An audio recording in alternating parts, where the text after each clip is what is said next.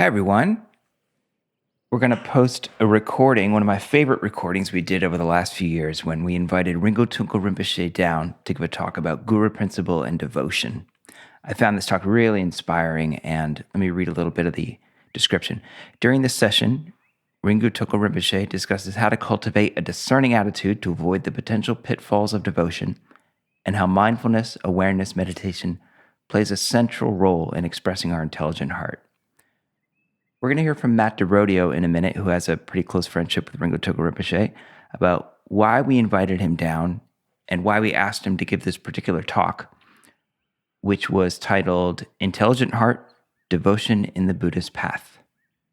So it had to do, it was when all the, 2019, when things were falling apart within Sogyo Rinpoche's community, and then this, with the Shambhala community, and people were kind of like, there was a lot of disruption. People were very brokenhearted and feeling they were committed. And, that's one of the heartbreaking parts. I mean, how does one, and this is the important part, you make a commitment, but it's not to some kind of God or some kind of person. This person is representing an aspect of you. So there has to be an element of intelligence, critical thinking, but it all leads to devotion. And what is genuine devotion in this path? If one is having some understanding of the principle of the bond, which is called in Sanskrit samaya, but the fundamental samaya really is to one's awakening, to one's waking up. But as one understands what that teacher is representing and clarifying for you and being a mirror for your own awakened mind, intelligence is part of that. So in the final analysis, devotion really is about your awareness and your connection on how that extends further into the world. So that's, how that, I wanted him to speak to that because a lot of people were so disheartened. Yeah. What the hell is this whole thing about guru principle? We don't need it. This is an archaic system. And, and some of the criticism is right, is correct. Thank you very much. And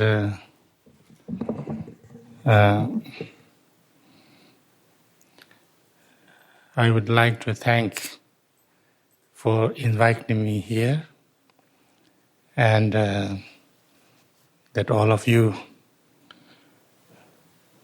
could spend this evening with me here.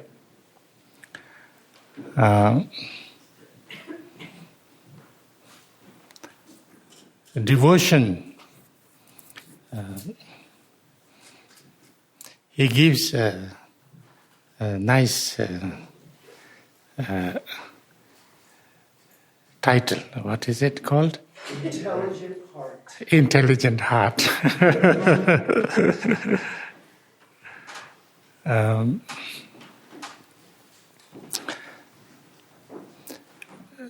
Devotion is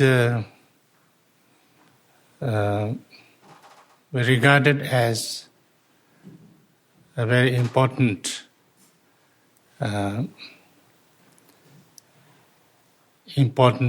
aspect.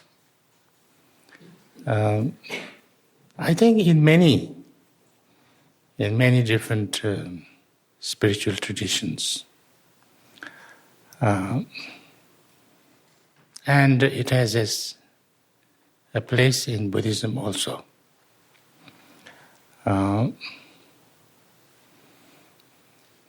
But in Buddhism, it's described, it's understood a little bit differently. It is very clearly explained in 3 stages. First is inspiration. Inspiration is the Tibetan word for that is tangwa.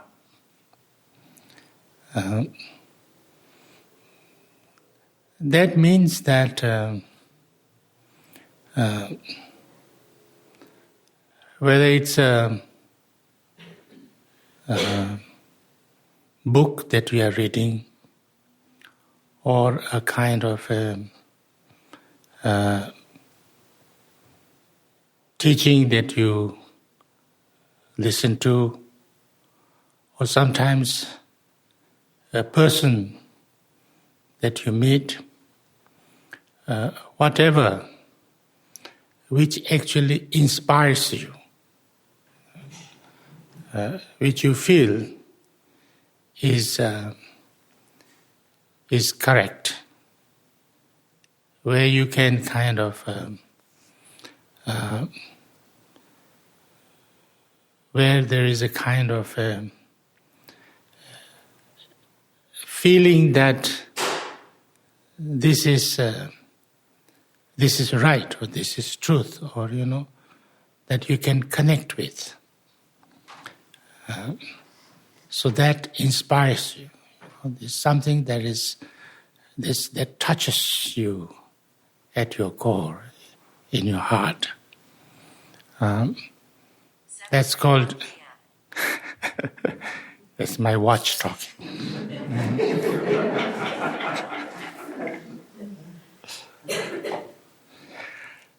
And that's a kind of devotion. That's the beginning of a devotion. That inspires you. And this inspiration is important because, something that rings true, that touches your heart, that you feel is genuine. That is that's the first devotion. But this devotion can be not always, what can you say, reliable. You can be touched by lots of different things, wrongly also sometimes. So therefore, it's a good thing, it's an important thing. It's the beginning of a true devotion, but it's not completely reliable because you can be inspired by many different things in different situations and things like that.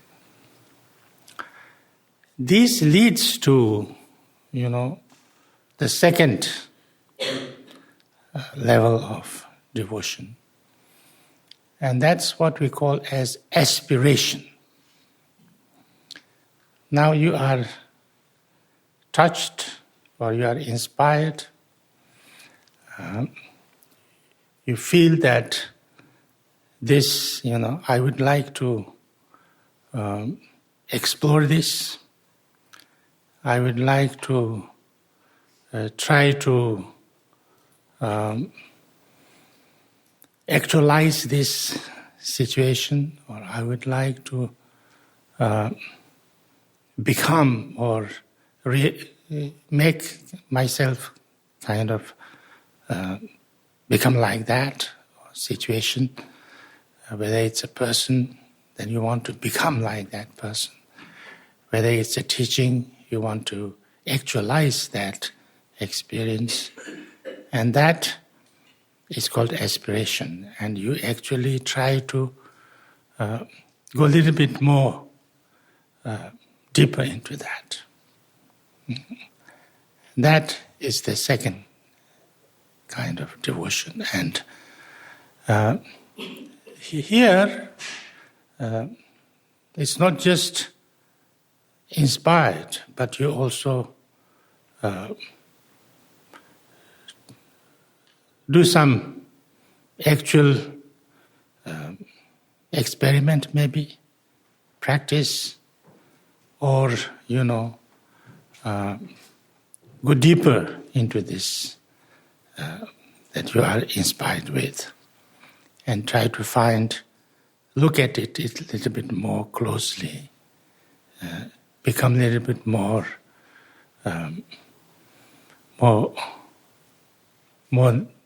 intimate, you can say, if you like. And that's called the aspiration. And most of the devotion practices, whether it's a teaching or whatever, is in this level, aspiration. And then you kind of try to learn that, try to understand that. And then that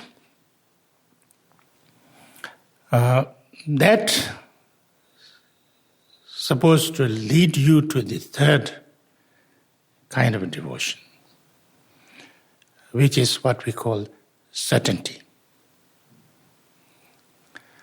Now this certainty is, coming out of actually experimenting, training, going deeper into that. And then you kind of, through your investigation, through your practice, through your learning, through your, working on it, you find a very clear certainty that this is actually the way it is. There is nothing other than that. This is the truth. This is the right thing. And when you have that certainty, that's what we call the true devotion. And so that true devotion is not so easy. It's quite difficult. And therefore devotion is not loyalty. Because many times people take devotion as a little bit like a loyalty, I'm devoted to this. I'm devoted to this person. Means like I just, I am kind of committed. This is not necessarily what we think about the true devotion that we talk about in Tibetan, Tepa. And so when, that certainty kind of devotion is always regarded as a very important foundation. Not only actually the essence, not only foundation that you kind of start with, but essence of the practice. Because when you have that, then that's it. Like there's a story that when Gampopa, the Gampopa was the kind of the most important lineage holder of Milarepa, the most renowned Tibetan yogi called Milarepa. So Gampopa went to see Milarepa, and he felt very inspired by him. When he first heard the name of Milarepa, he felt so inspired that he kind of left there without able to move for a couple of minutes. And then he had this strong intention that he must find this person and meet him and receive teachings from him. So he went through lots of difficulties to find him. Maybe some of you know this story, how he heard about Milarepa. You know the story? No? Some people don't know, so I should tell.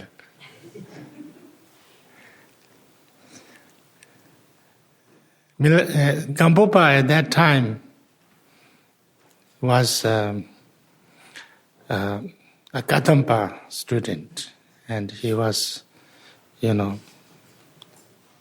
following the Kadampa tradition. He had many masters. He studied very well. He already became very learned. He was already learned before he was a very learned physician. And then he used to have a kind of repeated a dream that one green-colored yogi comes and bless him and goes away.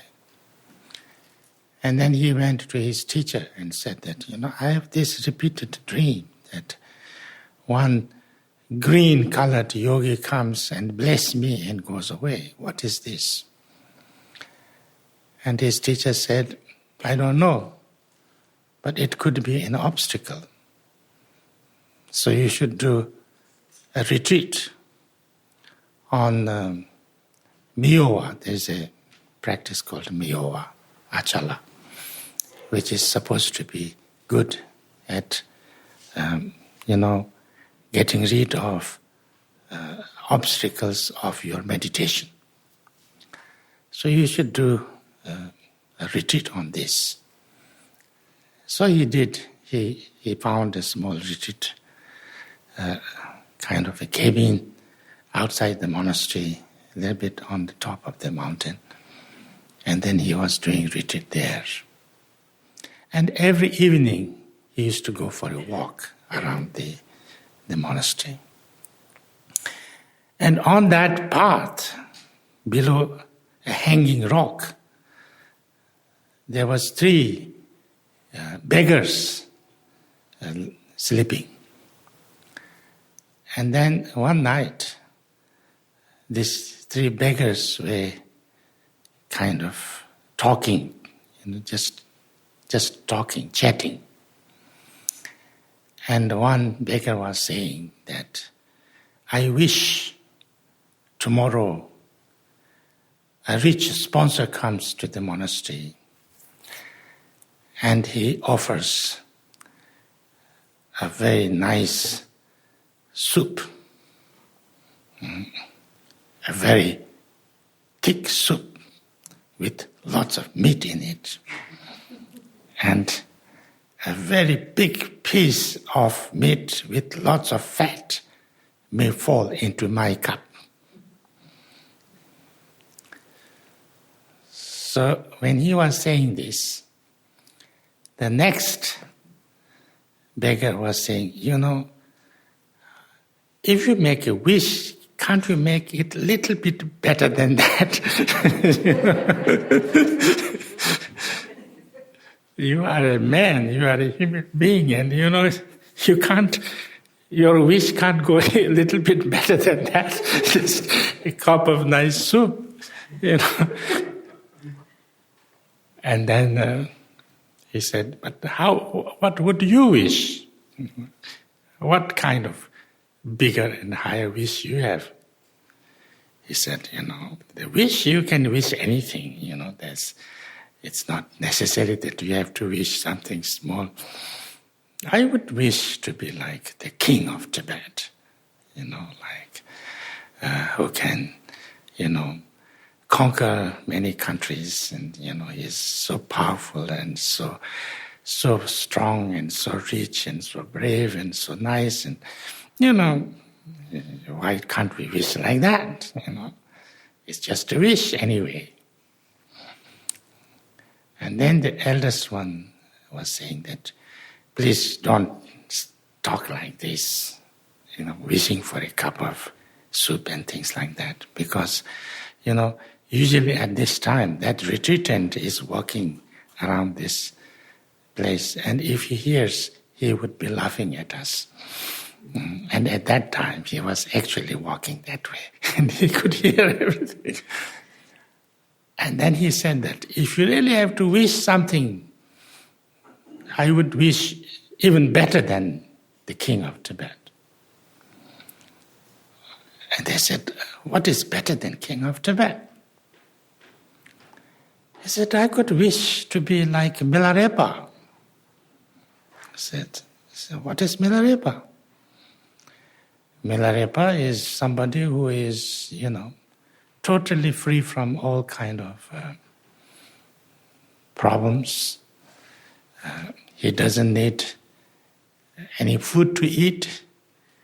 He doesn't need any clothes to wear. He can stay highest snow mountains without even, just with a little bit of a cotton shawl. He doesn't need any food. He can fly from one mountain to another. He's totally enlightened.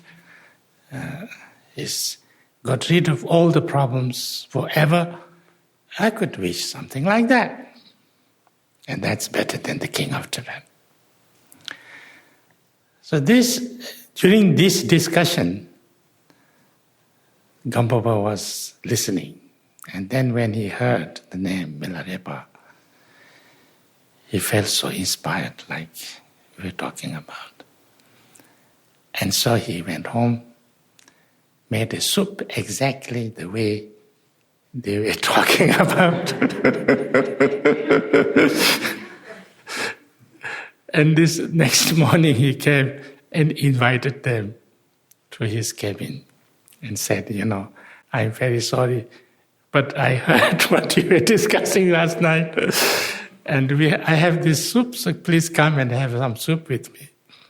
So they went there, they had soup. And then he said, I really want to find this Milarepa. Where is he? So if you can guide me to that person, I will be, very grateful, and I'll pay you whatever you need. So that's how he came to meet Milarepa. And he was with Milarepa for not very long time, actually. He was there, and he got all the teachings, he practiced them, he got the, signs, results, and things like that. And then one day, Milarepa told him that, now I have given you all the teachings. And whatever I know, I taught you. So it's not necessary that you have to hang around here. You go back to central Tibet, because, Milarepa was in the kind of border of Nepal or India and Tibet, around the place where Mount Kailash, very far from central Tibet. So he said, you go back to central Tibet, and there is a mountain called Gambodar. So you just go there, you practice there, you practice and stay there. And then he said that, you have lots of devotion to me. Now, you trust me, you have received my teachings, you really, have very strong devotion to me. But when you keep on practicing, then at a certain time, you will experience that, that your teacher, your old father, Milarepa, me, is nothing other than the Buddha. You will experience this deeply from your heart and you will know. When that experience comes, that's then the true devotion, highest form of devotion.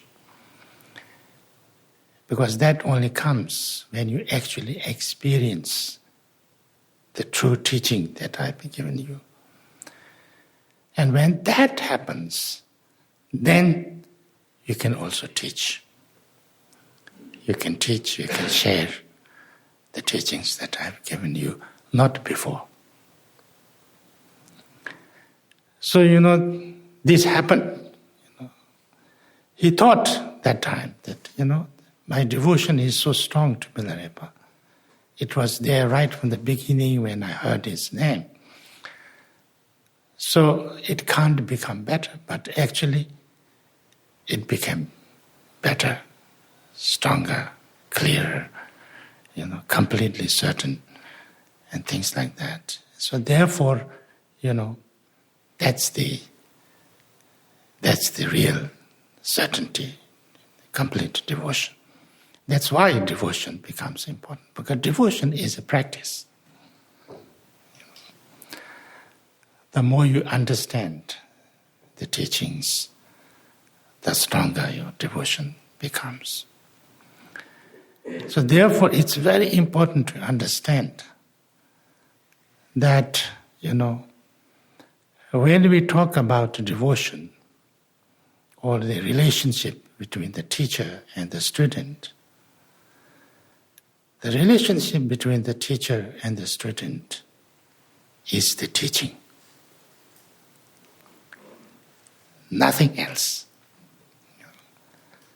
Teaching is the only connection between the teacher and the student. And practicing the teaching, developing the experience of that teaching in yourself is the act of devotion, not anything else. I think this is something very important to understand.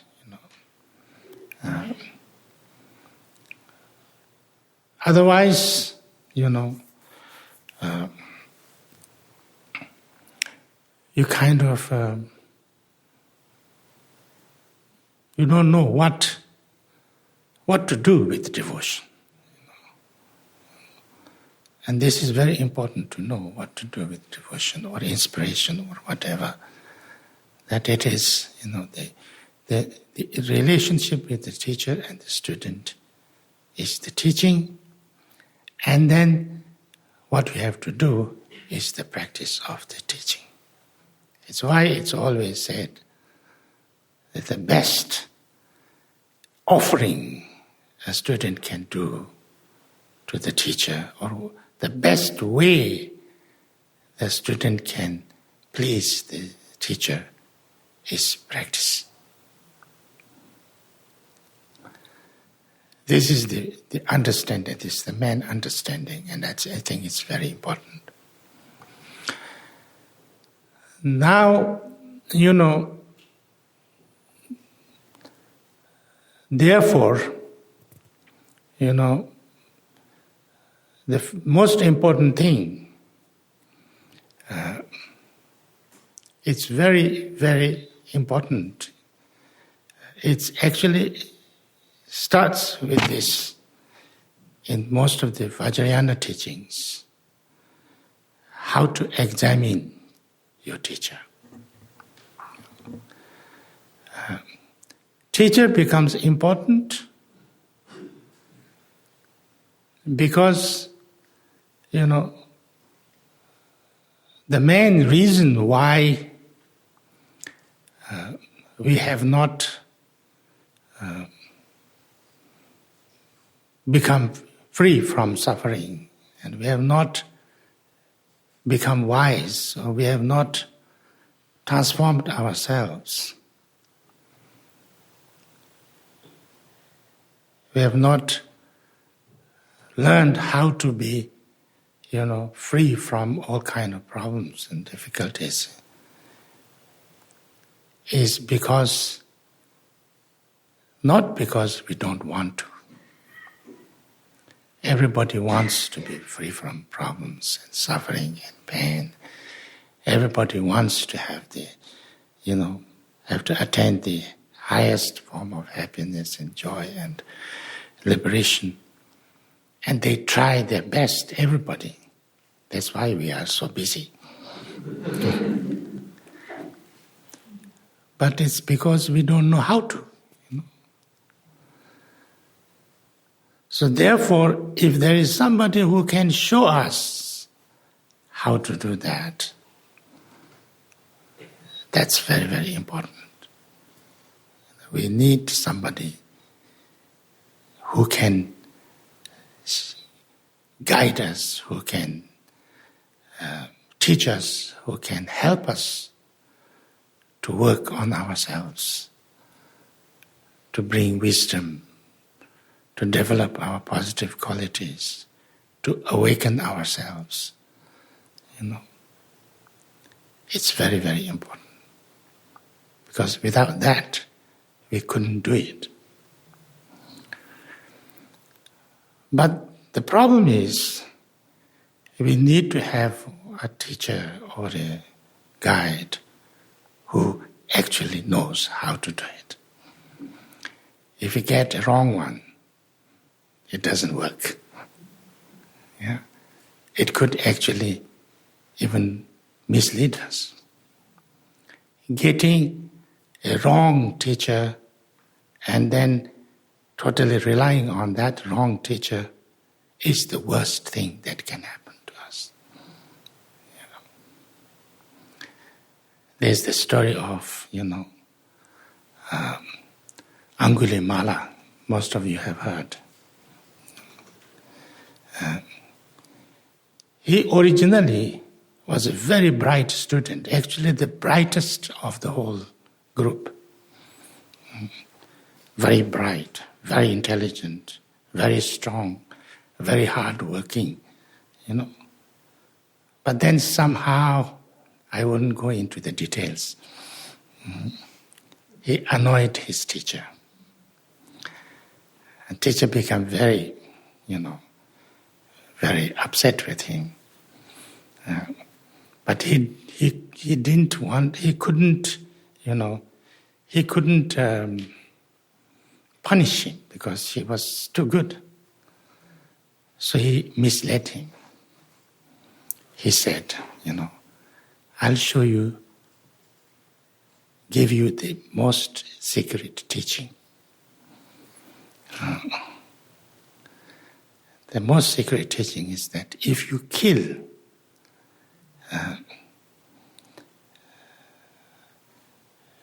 people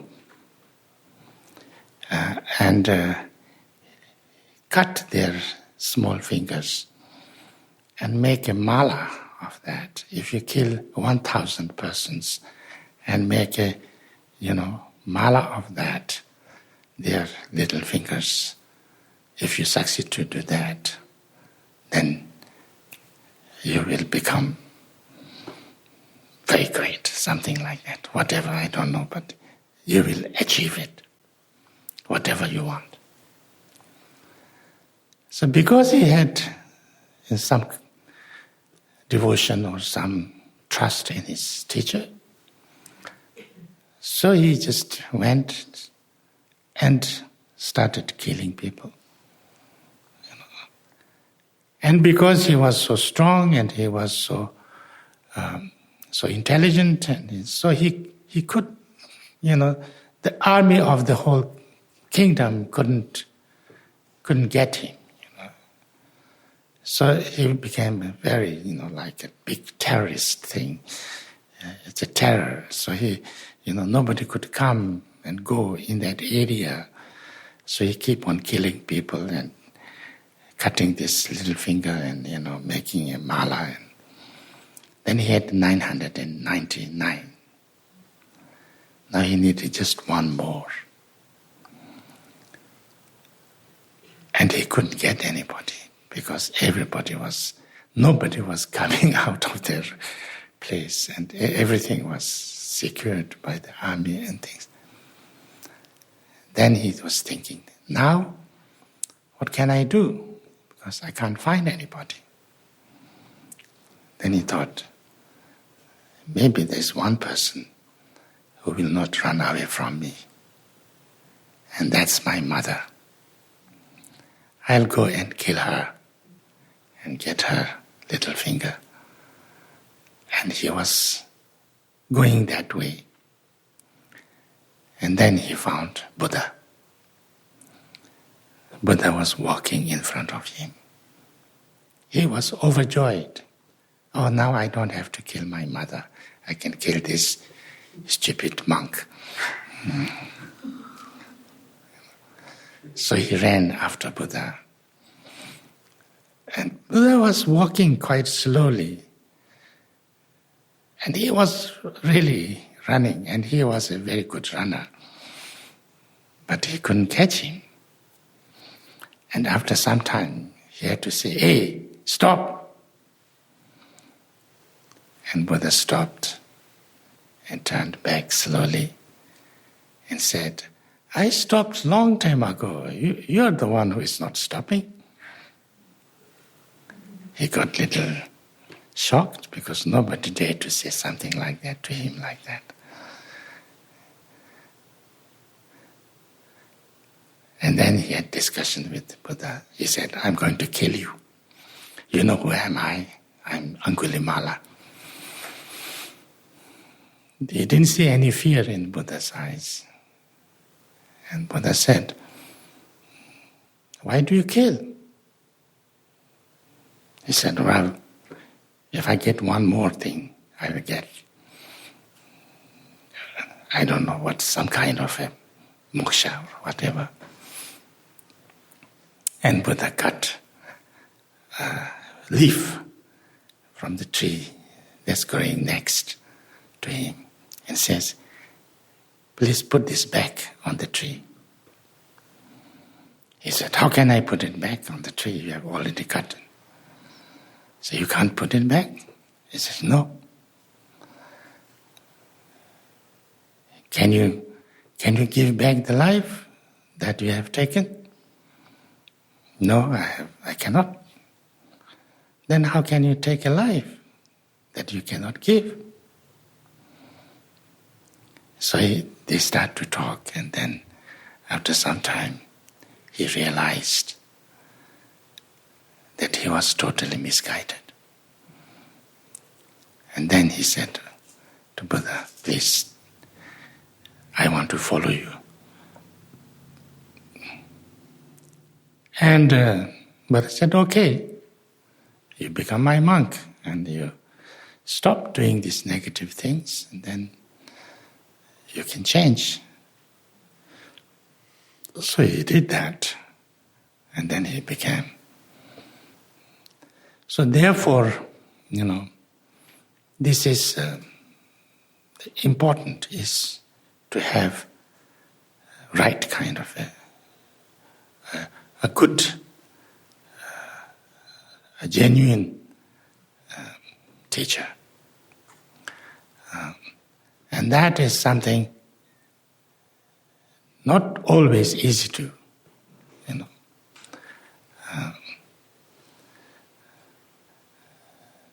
Sometimes you will find people saying, I'm enlightened.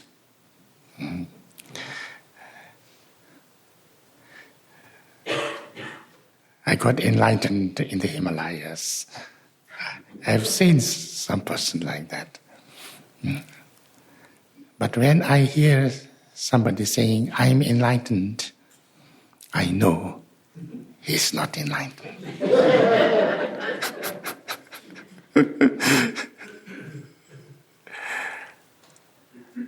sometimes other people say he's enlightened.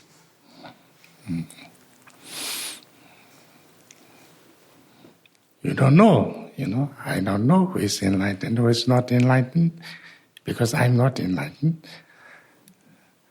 So I can't say, but you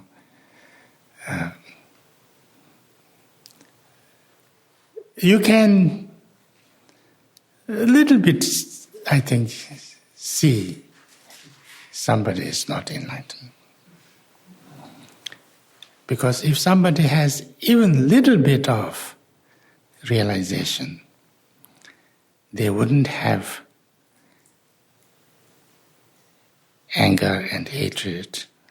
They wouldn't have, attachment and greed. And they wouldn't have jealousy. They wouldn't have arrogance and pride. They wouldn't have ignorance. So if you find somebody with this, you can be 100% sure that he is not enlightened. Yeah?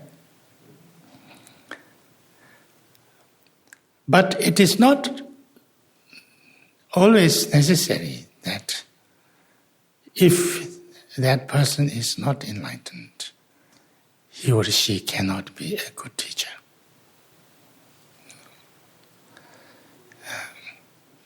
Gampopa says,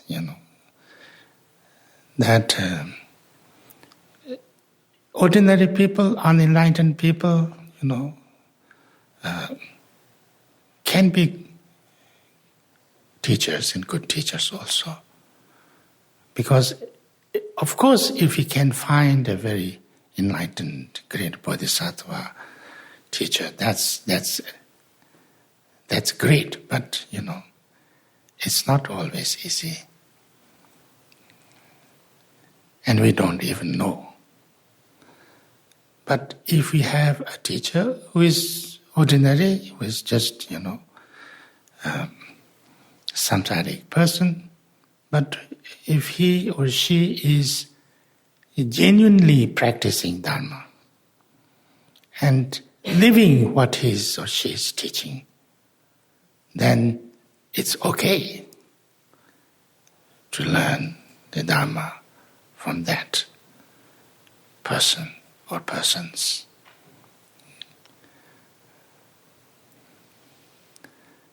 So I like teachers who say clearly that they are not enlightened. If somebody says he's enlightened and he pretends to be enlightened, I don't feel that confident.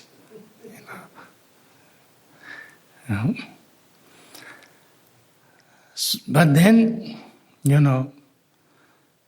what we need to do, this is, I think, very important. Because the main thing that we need to learn is the teaching. So therefore, the more we learn the teaching and the more we actually use it on ourselves, the more we actually get the benefit of these teachings, the more devotion necessarily grows in us. Not only towards the teacher, but also towards the teaching. And if that kind of devotion grows, then it doesn't make any difference whether the teacher is enlightened or not enlightened. Yeah? So that's I think, the most important thing, sometimes people I see are always kind of, where is my teacher? Who is my teacher? When is he coming?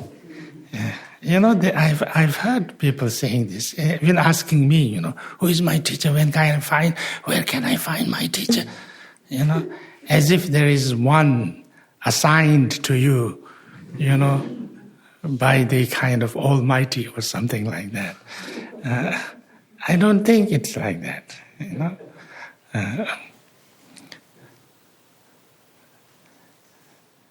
I don't feel that it's like I need to do like that. You know,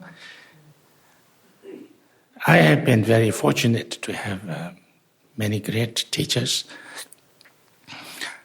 but it happened not because I. But you know, it's not that. You know, some of my teachers who have been, you know, who doesn't have that kind of, you know, the great kind of high, what can you say, high status, you know, Tulku, Rinpoche, you know, kind of His Holiness, or His Excellency, those kind of, nothing of this were my best teachers, you know. It's not necessary. It's not necessary to be His Holiness. It is not necessary to be His Eminence. It's not necessary to be the, you know, reincarnation of 10th, 12th, 19th, 20th. You know, it just needs to be a person who actually knows the teaching and genuinely practicing that, you know. And I think this is something which is not so difficult to find out whether that person really studied, really knows the subject, and a little bit lives by those, you know. And then it's okay to receive teachings. And I believe that I need to receive teachings from as many teachers as possible. Because that's what I did. Not necessarily by choice, but by circumstances, you know. At that time, when I first came out of Tibet, you know, there was no Sheda. There was no Sheda. There was not even books, you know. But there were lots of masters. So I just went to the master who was nearest to me and asked for his teaching. And I started with Nyingma teachers, Khenpos. I started with Sakya Khenpos. I started with Kagyu. I started with Geluk. And I must say this as strongly and clearly as possible. I never got confused because of that. I don't think anybody will get confused because of that. If somebody tells you that you cannot take teachings from more than one person, otherwise you will be confused, they are telling lies. This is what I feel, you know. Because it's the same teaching of the Buddha, you know. And this is also, I think, very important, that sometimes people think that, you know, one teacher is giving a teaching. It's his teaching. It's not his teaching. It's the teaching of the Buddha. You know, it's not that person's teaching. This is the teaching coming from a lineage, teaching of the Buddha, teaching of the, you know. So therefore it's not different, it's same. Of course, everybody would express in a slightly different way. Because you cannot, you know, if I say something, if he says the same thing, we would say it in a slightly different way because we are different. Yeah. But there is nothing really different, you know. Sometimes it's even better because one teacher gives an explanation of same thing, and then another teacher explains the same thing in his own way, most of the time it makes it more clearer because it's slightly different way of saying and slightly different approach, but the same thing. So it makes it much more clearer and better, never confusing. So therefore, when this is understood, I think then you don't have problem with this teacher-student thing, which seems to be a big problem in the West. They always ask, what about teacher-student relation? I think it's very important to really understand this very clearly, and it is also, and the focus on the teaching, not on the teacher too much, is, I think, important also. Because what Buddha said, he said, rely on the Dharma, not on the personality. Actually, when Buddha was passing away, people asked, who is your regent? Who is your, who is that person that you give the charge of, who should we rely on after you have gone? He says, nobody. Rely on my Dharma. Rely on the Sangha. No one person. So therefore, Dharma and Sangha became very important. Not one person. I think that is also very important to understand. Of course, teachers are important. Especially if that teacher is a very genuine teacher, it's been very helpful and very kind and very, useful to you.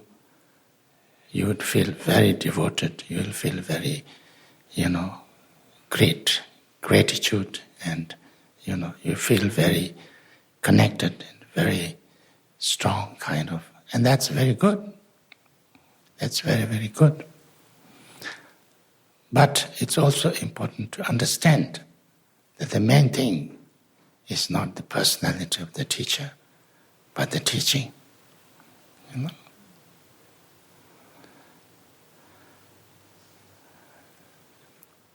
And also,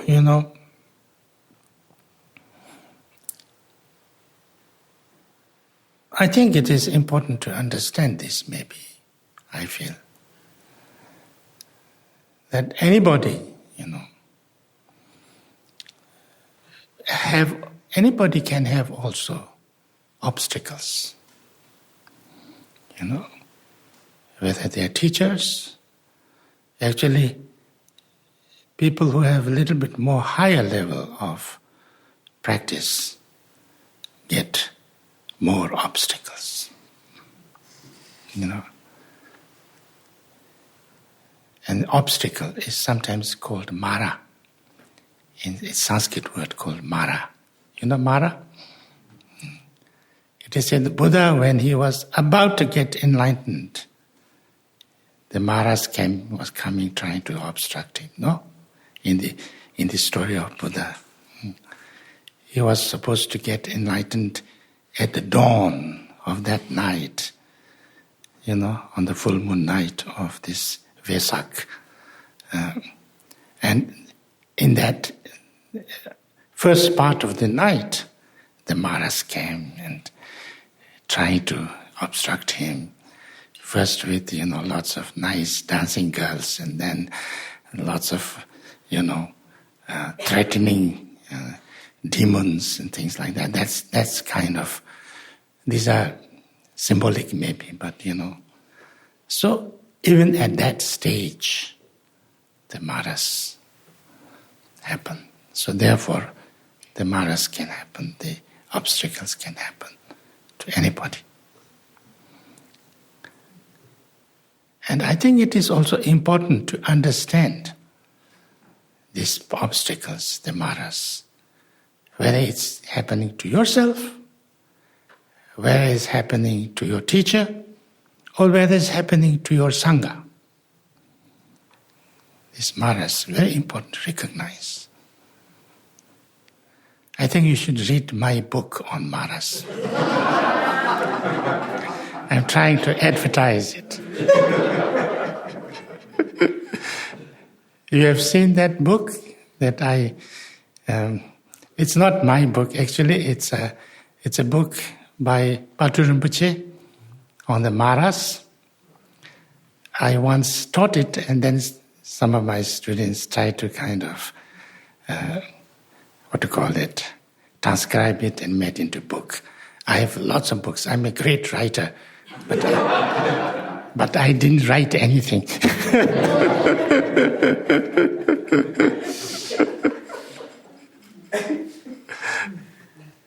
There are general maras and specific maras.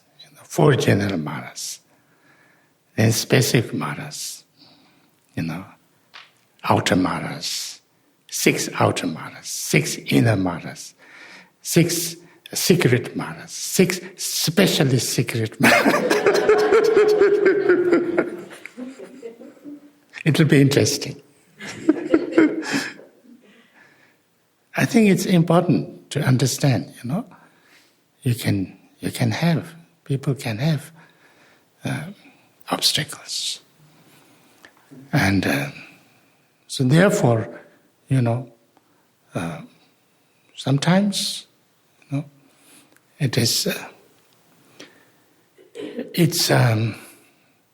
and when these maras happen, or you have obstacles,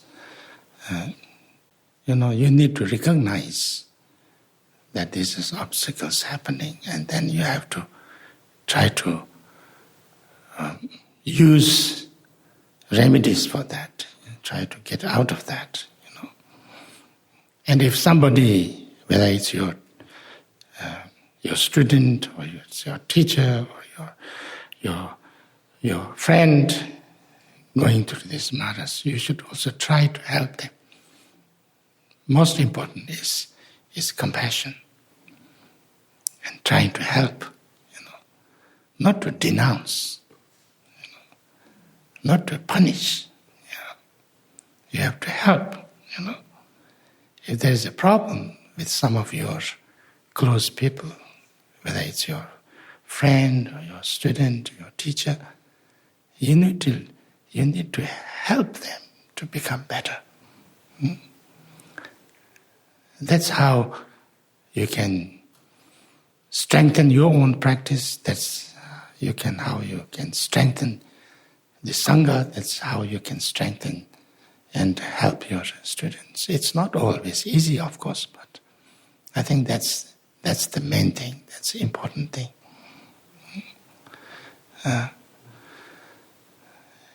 And sometimes, when you have maras, everything goes well. Yeah, also. There's a story. There's a story of 2 evil spirits. Maybe I told you this story. It's my favorite story.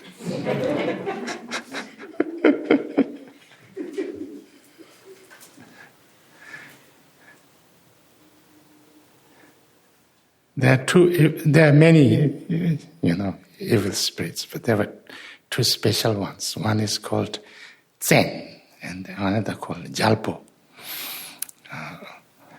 And the Zen is very quick, very swift, He just gives you a heart attack or stroke or something like that.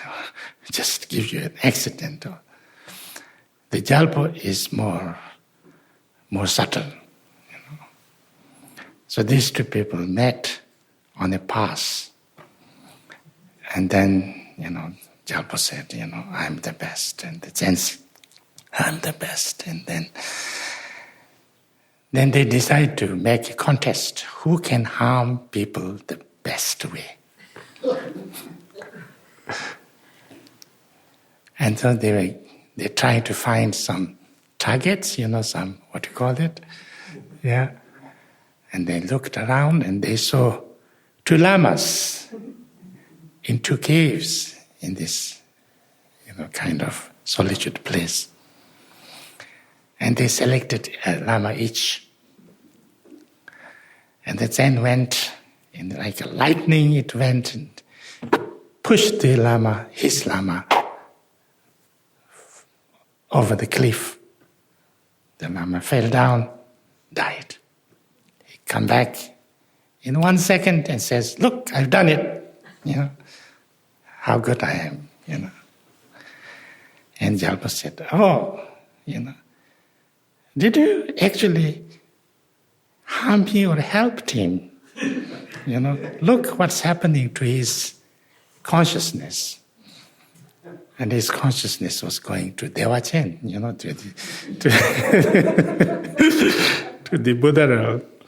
He says, "Did you really harm him? You just send him directly to the divine place, And then he was a little bit shocked. Then how do you do it? He said, "Wait and see. Wait and see." So his lama became very, everything he did became very successful. Anybody came for him to bless, become healed. Anything he did become successful. Even the rice or the barley he threw grew up with very big, ears.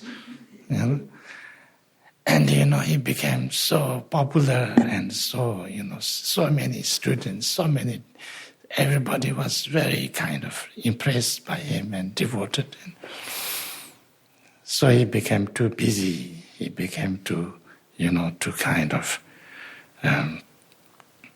too important. So he couldn't stay in the cave. He had to go down to the village. And then he became richer, and he had lots of things. And then he fell in love with a girl, a nice, very beautiful girl. And then his business grew and grew and grew.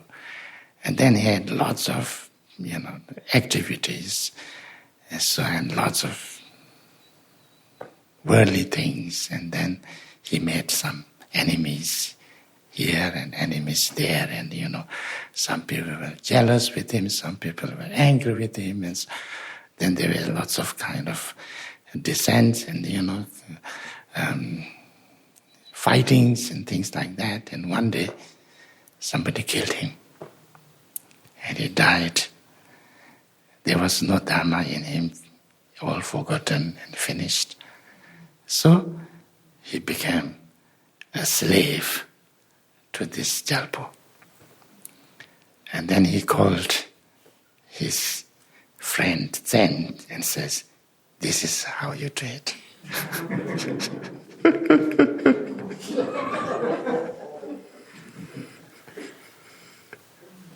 Yeah? So therefore, it's very important to learn, to understand what's going on in you. Anybody can have obstacles and then become kind of corrupted. Yeah. So therefore, the devotion, the true devotion is the very, is in a way cure for this, obstacles also. When you have obstacles, then if you can generate a pure devotion and pray from your heart, it could actually clear, because devotion is an emotion, which is, not a negative emotion, which is a positive emotion, but a clear emotion, And it is a humble and, which is not egoistic, or which is not arrogant or pride kind of thing, but very, genuine, with lots of humility and open heart. So that kind of devotion is regarded as a very good method or means of meditation. There are two things, two states of mind, which are very good for genuine meditation: devotion and compassion. If you are in a devotion state of mind and a compassion state of mind, and then you really allow your mind to be in its natural state, it's said that it's very easy to actually overcome all your, obstacles and problems, and find the kind of right balance. So therefore, we do this Guru Yoga thing. Now again, it's very important to understand that Guru and Guru Yoga are two different things. Yeah? I think sometimes people also misunderstand, mix this up. The Guru Yoga and Guru. Because Guru Yoga is a practice, it's a meditation. A way to bring, your devotion by kind of by visualizing, or by kind of using the Guru as a catalyst, but making it much more perfect. Using your Guru, but making it much more perfect. You use your Guru for your Guru Yoga because, first, it's very important to understand that your Guru is appointed or selected by you, nobody else. If somebody comes and says, I'm your Guru, you say, I don't want to use the word.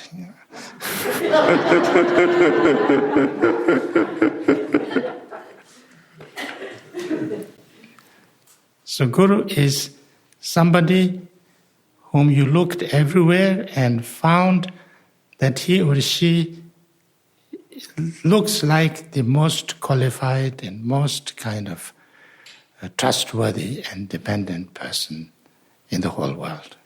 That's you select as Guru. So if anybody can kind of inspire you in this world, it should be that, because it's you who feels that this person is trustworthy and genuine and things like that. But then when you do the Guru Yoga, it's not just that Guru, but make it kind of, what you can say, mix it up in a way, with all the enlightened beings, Your Guru becomes the Vajradhara, or whatever, the most enlightened person that you know about. And then feel that this the embodiment of all the enlightened essence, enlightened beings. And then your guru, including all the gurus of the lineage, including, all the Buddhas, Bodhisattvas, all together as one. That, then you use that as the Guru Yoga, and then you receive empowerment. You make kind of heartfelt prayers and things like that. So therefore, then you you are exercising to see things much more pure. And this is also an important thing because, we have the habit of focusing on problems and, on negative things, on impure things. So therefore, it's very important part of the practice that we try to also train ourselves to see the positive side and pure side of things. Because we need to do that. We are seeing too many problems. Always, this is the problem, that's the problem, this is not good, this is not good. Everything, whole world is a problem.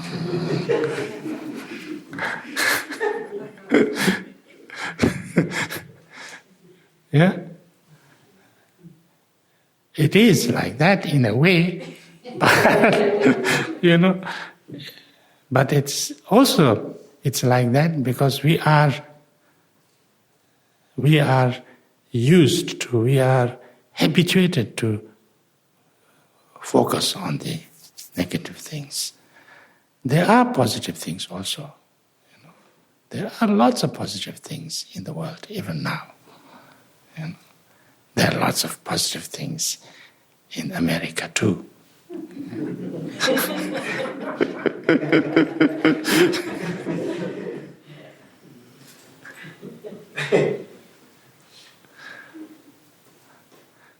So therefore, I actually like this film that Michael Moore made. I don't know whether it's his last or not, but I saw one of them. What to attack? What was the name? What to attack next? No. What to? You have seen this film? You haven't seen this film? I've seen this film and I've made everybody in Europe see this film.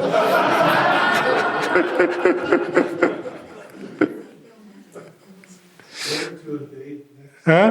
Where to invade? Oh yes, where to invade next? That's the one. He carries American flag and then travels all over Europe,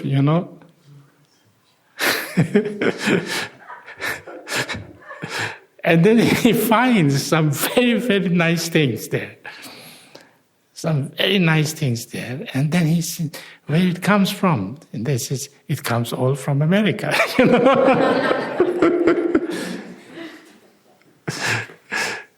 So anyway, that's beside the point. So that's, I think I have talked too much. I think I'll stop here, and if you have any questions, you are most welcome. Yes. Yes. So I had the good fortune of meeting His Holiness Dilgar Khyentse Rinpoche in 1987, and I had the very, very strong experience of just seeing very clearly that he was enlightened. I really had this strong certainty, and it was not something I didn't really know anything about him, but it was something about I don't know. I just had that very strong certainty. And one of the problems in the current world is that now we're able to read a lot of things. There are a lot of books, stories, et cetera, that have been published.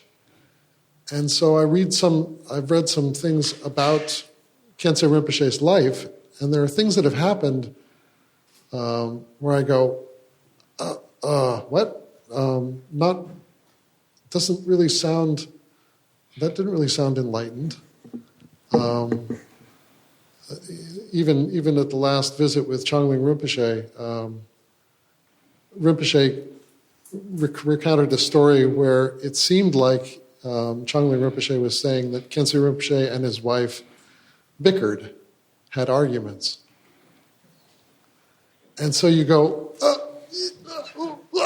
what? Here's this enlightened person who I have still very strong devotion to, strong certainty. And then there are these relative things that come up. And so how do you deal with that?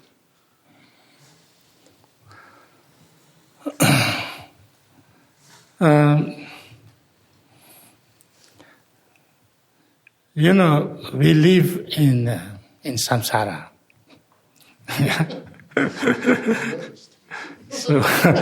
So when we live in samsara, then, the samsara is all over, So, Tingkun Khyentse Rinpoche, I know very well,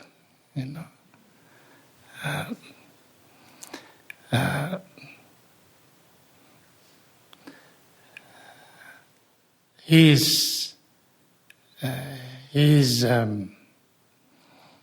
if there is somebody you can see or feel as enlightened, I think he's the one.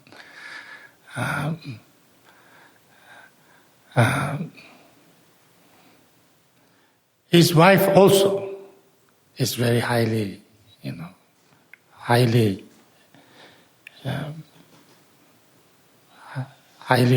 practicing lady. But she's not always easy.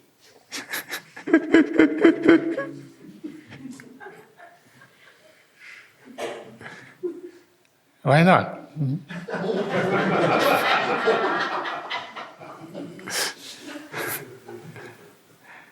But it's not, Khyentse Rinpoche never says anything. She can do anything and he doesn't say anything. But, these things I think doesn't really matter. I'm sure Buddha, during Buddha's time also, there were lots of things happened around,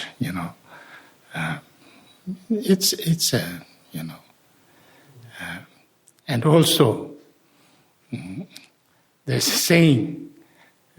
saying in Tibetan that it's better that you stay 3 valleys away from your teacher.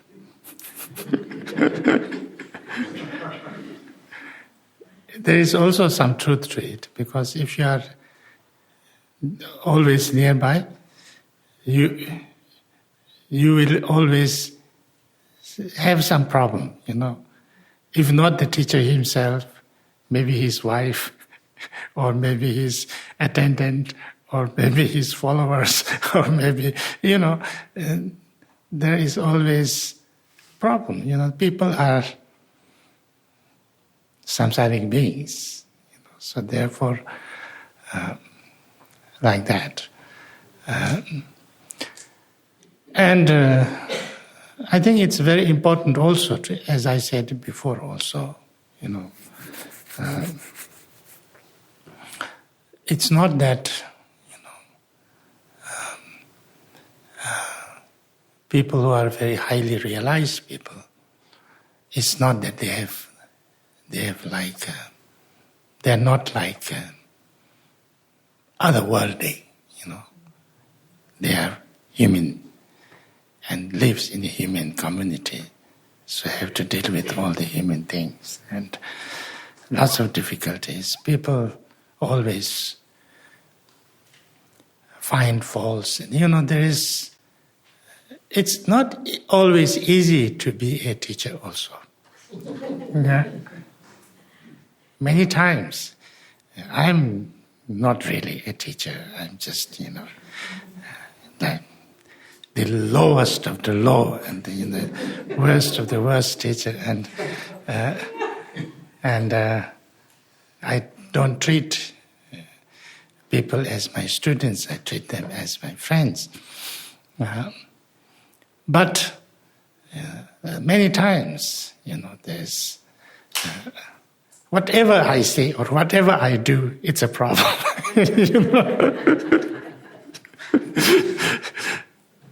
If I say something, it's a problem. If I don't say something, it's a problem.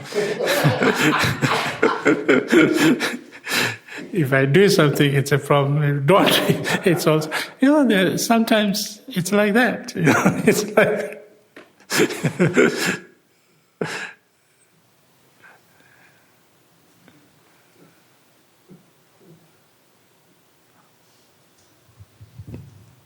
Can I ask another question? Yes. If others don't have any questions. Yeah. Okay, yes. Okay. So in the jewel ornament of liberation, and the Gampopa talks about how to relate to spiritual friends, and says that the ordinary teacher, an ordinary person who teaches you the Dharma, is greater than the Buddha, is more important than the Buddha, because they're the person that you're connecting to. So how do you relate to somebody? How do you view somebody as Buddha, even though they're clearly an ordinary person?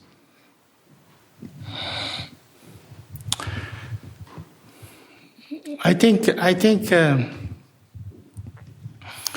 what he's saying is not that his quality is better than Buddha.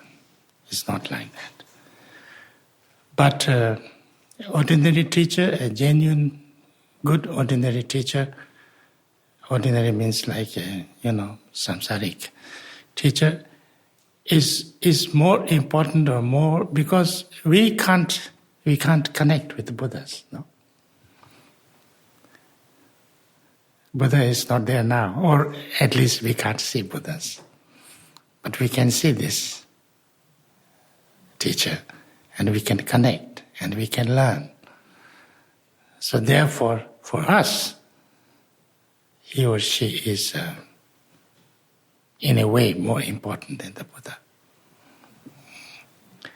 It's not saying that he's more qualified than Buddha. Of course not. But for us, and if that person is a genuine kind of practitioner, then, we can learn a lot.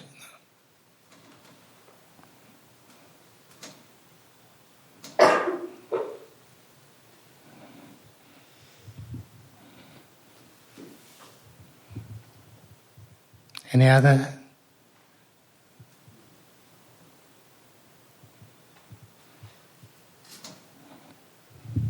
Yes? Are you free at all, at any point, to go back to Tibet to visit your place where you were born? And also, as just a follow-up to that, we talk about, in practice, we talk about knowing what's inside of us. So things like anger. So when I see you, I see a person who was removed from their homeland. And yet, it's like a two-edged kind of thing for me and the Dharma, in the sense that had the Chinese not done what they did, I probably never would have seen you. So it feels a little strange in that way. In one sense, I'm very, very grateful for having learned of the Dharma. And I'm just wondering how you feel. Everything has many different aspects, no? So it's like that, I don't know. It's a good thing for you to see me or not. But I went back only once, in 2005, and even that time, I didn't get visa from India or even from Nepal. They say lamas are not welcome. Then I went to Hong Kong, and I sent some Chinese people to get me a tourist, just a tourist visa to China. So then they said I should go in my, not in robes, but in ordinary clothes. And I bought a pant. But since I've never wore a pant, I didn't know how to measure it. So when I actually put it on, I couldn't put it on because it didn't work, So I just went like this, and they didn't say anything. It was okay. I arrived. Yeah, I arrived Chengdu, and then. My monastery had informed people in officers in Tibet, and so in Kham. So it's not in Tibet; it's in China. So I went there. So it was okay. The 7 departments came to help me, like intelligence and police and religious. 7 different departments came to help me.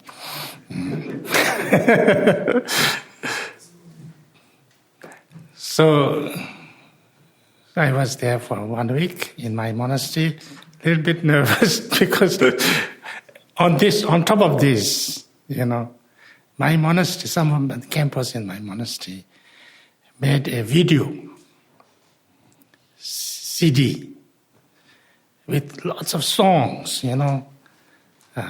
first about myself and, welcoming me and things like that. But then one song on His Holiness Dalai Lama, not with his picture, but with the picture of Shenrezig, everybody could see it's him. Then on Karmapa, and all kind of things, lots of songs, video. And as soon as I arrived, they gave me, it's in your honor. I said, oh, thank you very much. But there was nowhere I could see it. And then after some day, I came to a town, and then I saw this, and I was shocked. Because there was long song, very nice song about the Dalai Lama.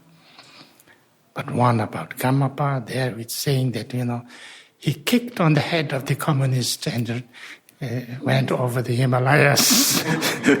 That was kind of the real wording, I was so afraid. I said, don't give this to anybody, keep it totally secret. And they said, we already sold 2,000 copies.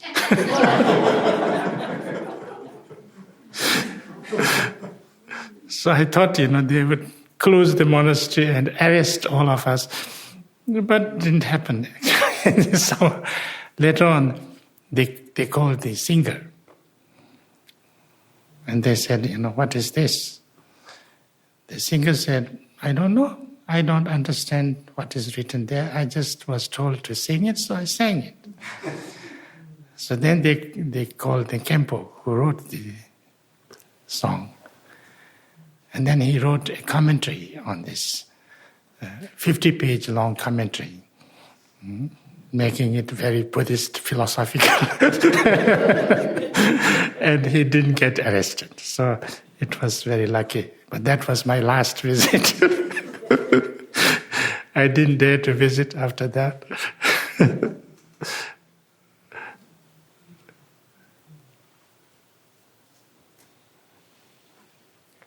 But it's revived. My monastery is revived. I send money every month, but last year I couldn't send any money because the money I send, they return it. Not allowed. But now I found another way, but I wouldn't tell you.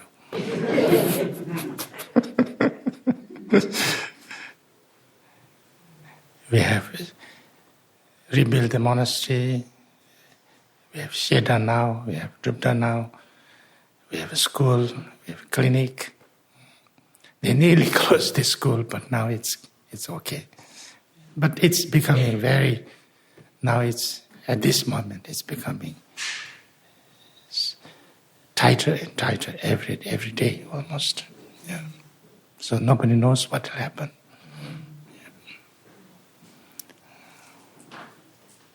But I'm free. Yeah. So 8:56 p.m. Mostly cloudy. it's a little bit cloudy, it says.